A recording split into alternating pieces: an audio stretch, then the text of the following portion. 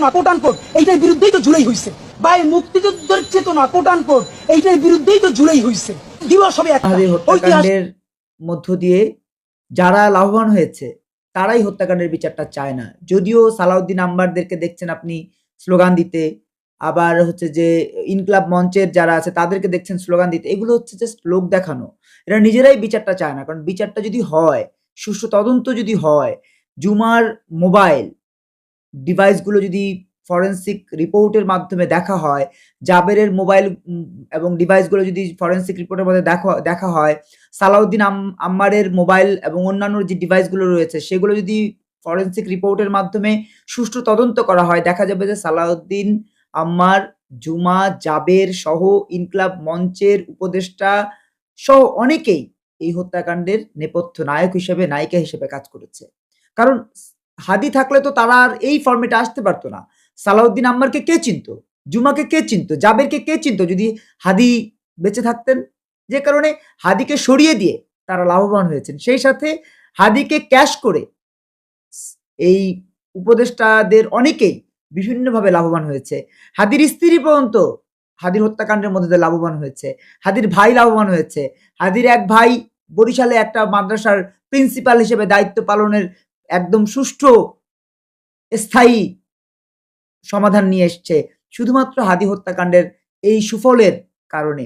হাদি হত্যাকাণ্ডের মধ্যে দিয়ে তো বাংলাদেশের মানুষ উপকৃত হয়নি, বিএনপি উপকৃত হয়নি, উপকৃত হয়েছে ইউনূস সরকার, উপকৃত হয়েছে ইনকলাব মঞ্চ, উপকৃত হয়েছে ইনকলাব মঞ্চের উপদেষ্টা আমার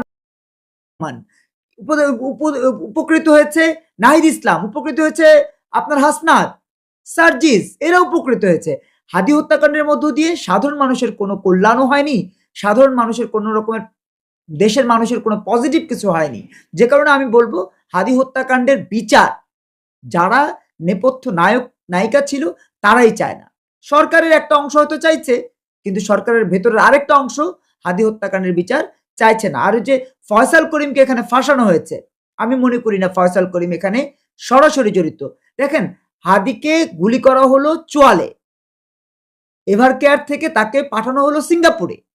সুষ্ঠুভাবে গভীরভাবে পর্যবেক্ষণ করলে দেখবেন যে তাকে পাঠানো হলো উন্নত চিকিৎসার জন্য, কিন্তু ফেরানো হলো লাশ করে। কই, বাংলাদেশের তৎকালীন সরকার তো এই ব্যাপারে কোনো প্রতিবেদন দিল না যে হাদি কিভাবে মারা গেছে, রিপোর্টটা কোথায়, দেখি রিপোর্ট। রিপোর্ট তো দেয়নি। তাহলে কিভাবে বলবো যে হাদিকে ওই গুলিতেই নিহত হতে হয়েছে? আমি মনে করি হাদিকে হত্যা করবার জন্য একটা নীল নকশা সাজানো হয়েছে। সিঙ্গাপুরে নেবার পরে হয়তো সেখানে সেই হাসপাতালেই তাকে খুন করা হয়েছে। কারণ হাদির ওই হত্যাকাণ্ডের ঘটনাকে কেন্দ্র করে নির্বাচনটাকে বানচাল করবার ব্যবস্থা করার চেষ্টা করা হয়েছে, বাংলাদেশে একটা অস্থিতিশীল পরিবেশ তৈরি করার চেষ্টা হয়েছে। সামগ্রিকভাবে হাদি হত্যাকাণ্ডের মধ্য দিয়ে হাদির পরিবার উপকৃত হয়েছে, ইউনূস সরকার উপকৃত হয়েছে, একটা ষড়যন্ত্রকারী মহল উপকৃত হয়েছে, ইনকলাব মঞ্চের বর্তমান সময়ে যারা আছে তারা উপকৃত হয়েছে, কিন্তু বাংলাদেশ উপকৃত হয়নি। বাংলাদেশের একটা মানুষেরও ন্যূনতম উপকার হয়নি।